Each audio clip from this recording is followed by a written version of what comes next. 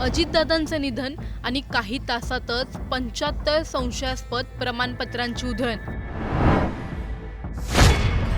राज्यात शासकीय दुखवटा, पण मंत्रालयात रात्री उशिरापर्यंत गुप्त फाईल्स फिरत होत्या. अजित पवारांनी थांबवलेली प्रक्रिया त्यांच्या मृत्यूच्याच दिवशी अचानक सुरू कशी झाली? 28 जानेवारीची ती सकाळ महाराष्ट्राला हादरवणारी. उपमुख्यमंत्री अजित पवार यांच्या विमान अपघाताची बातमी जशी वाऱ्यासारखी पसरली तसा शोकांचा महासागर उसळला. राज्यभर दुखवटा, कार्यालय बंद, सर्व कार्यक्रम स्थगित. पण याच शोकाच्या क्षणी सरकारच्या एका विभागात मात्र काहीतरी वेगळंच घडत होतं. रात्री उशिरांपर्यंत कॉम्प्युटर्स चालू, डिजिटल स्वाक्षऱ्या वापरात आणि गुप्त फाईल्सचा शांतपणे होत असलेला प्रवास.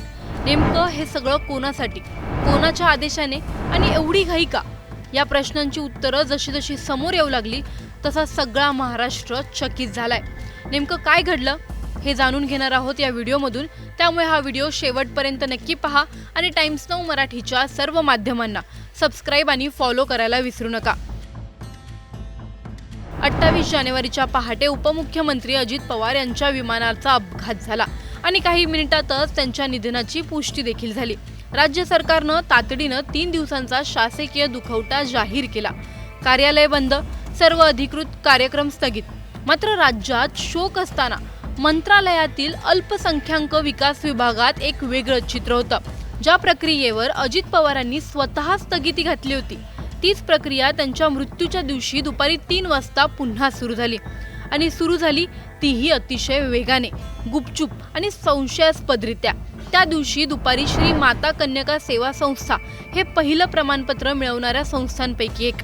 यानंतर यवतमाळच्या सेवादास महाराज शिक्षण प्रसारक मंडळाला देखील त्याच दिवशी मान्यता. एकूण 7 संस्थांना 28 जानेवारीलाच म्हणजेच अजित पवारांच्या मृत्यूच्या दिवशीच प्रमाणपत्र देण्यात आली. फक्त 29 आणि 30 जानेवारीला ही प्रक्रिया वेगाने चालू राहिली. शाळांना शासकीय वेळ संपल्यानंतर संध्याकाळी 6:45 वाजेपर्यंत प्रमाणपत्र देण्यात आली. एकूण 75 शिक्षण संस्थांना अल्पसंख्याक दर्जा देण्यात आल्याचं समोर आलंय. त्यातही 25 शाळा या पोद्दार इंटरनॅशनल स्कूल समूहाच्या, तर सेंट झेवियर्सच्या 5 शाळा तसंच विविध संस्थांच्या इतर शाळांना ही मान्यता एकाच झटक्यात देण्यात आली आहे. धक्कादायक म्हणजे गेल्या ऑगस्टपासून एकही प्रमाणपत्र दिलं गेलं नव्हतं.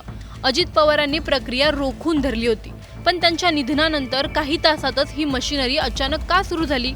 युवक काँग्रेसचे नेते अक्षय जैन यांनी दावा केला की डिजिटल स्वाक्षऱ्यांचा वापर, रात्री उशिरापर्यंत फाईल्स फिरवल्या, अधिकारी उपस्थित होते, यामागे मोठा आर्थिक व्यवहार असू शकतो. डॉक्टर साहिल वराळे यांनी पुराव्यानिशी आता तक्रार दाखल केली आहे. या प्रकरणात उपसचिव मिलिंद शेनोय, कक्षाधिकारी अनुप कुडव आणि सहाय्यक अधिकारी सलीम मुल्ला यांच्या नावाचा समावेश आहे, असं NDTVच्या रिपोर्टमधून समोर आलंय. यवतमाळच्या एका संस्थेने स्वतःला तेलुगू भाषिक म्हणून दाखवून अल्पसंख्याक दर्जा मिळवला, पण त्यांचं मूळ दस्तऐवज बौद्ध आणि मराठी भाषिक असल्याचं सांगतात. अधिकाऱ्यांनी कोणतीही पडताळणी केली नाही. तक्रार अशी आहे, राज्य अल्पसंख्याक आयोगाचे अध्यक्ष प्यारे खान यांनी देखील या प्रकरणी आता मोठ्या प्रमाणात नाराजी व्यक्त केली आहे. हा प्रकार अत्यंत धक्कादायक आहे. दोषींवर CID चौकशी आणि मकोका लावा अशी प्रतिक्रिया त्यांनी दिली आहे. अजित पवारांनी थांबवलेल्या प्रक्रियेचं चक्र त्यांच्या मृत्यूच्या काही तासात अचानक कसं फिरू लागलं? शासकीय दुखवट्यात सुट्टीच्या दिवशी रात्री उशिरापर्यंत कार्यालय कोणाच्या आदेशाने चालली? डिजिटल स्वाक्षऱ्या कुठून आल्या? कोण वापरत होतं? 75 संस्थांना एकाच वेळी मान्यता देण्यामागची एवढी घाई कोणाची असेल? अल्पसंख्याक दर्जाच्या नावाखाली कोट्यावधीचे व्यवहार झाले का? ही फक्त प्रशासकीय चूक आहे की मोठं रॅकेट? दोषींवर आजवर काय कारवाई झाली? अजूनही पोस्टवर तेच अधिकारी का? आणि सर्वात मोठा प्रश्न, अजित पवारांच्या निधनाचा गैरफायदा कोण घेत होतं? राज्याच्या प्रशासनावरचे हे गंभीर प्रश्न आहेत. उत्तरं कोण देणार? सरकार, अधिकारी की जनतेतून येणारा दबाव? तुम्हाला या प्रकरणी काय वाटतं? आम्हाला कमेंटमध्ये नक्की कळवा आणि व्हिडिओ आवडल्यास लाईक, शेअर करायला विसरू नका. तसं अशा नवनवीन अपडेट्ससाठी टाइम्स नाऊ मराठीला नक्की फॉलो करा.